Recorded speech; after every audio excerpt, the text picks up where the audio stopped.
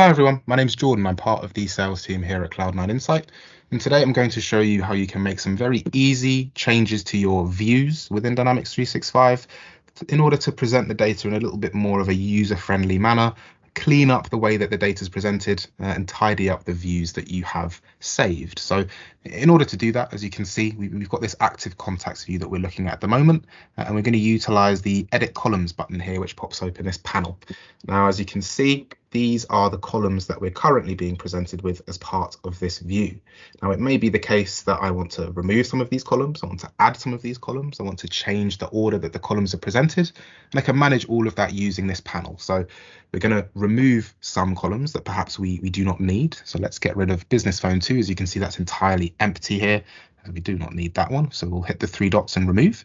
We'll also get rid of the business phone for the sake of the video. As you can see, there's a lot of data missing within that individual column. As mentioned, you may want to add some columns to your view. So as you can see at the top, you have this add columns button. We're going to add in the created by function, which will tell us who it is that was creating these individual contacts. So we'll add in created by. As you can see, that's now present within our columns.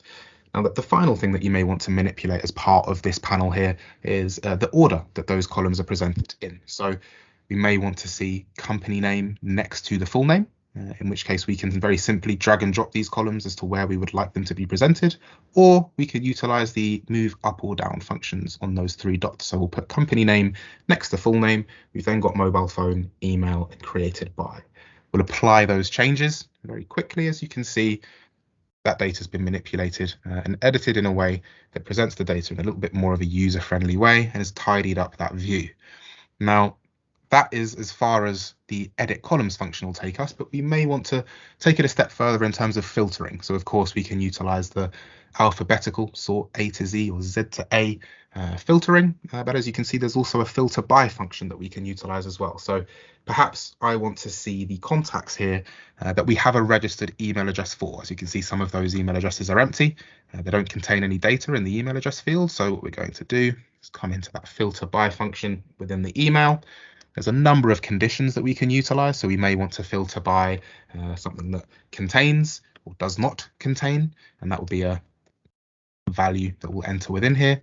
It maybe begins with or ends with, and for the sake of utilizing those contacts that actually have an email address as part of their contact record, we're going to go with the contains data. So the email field within the contact record contains data. So we'll apply that.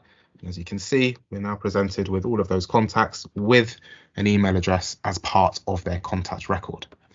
Now, as you can see, we've got this little asterisk that's appeared on our view, on the active contacts view here. The reason for that is because all of these changes that I've made are only temporary changes. So if I was to refresh this page, as I will, you'll notice that all of those changes have now gone and we've reverted back to the default view.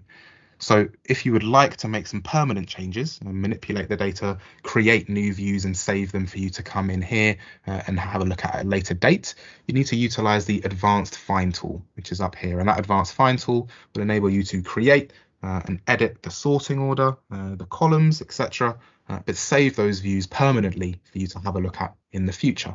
We actually have a separate video uploaded on our YouTube channel that will walk you through how to utilize the advanced find tool. So feel free to check that out. It's called Creating and Editing Data Views and Queries in Dynamics 365.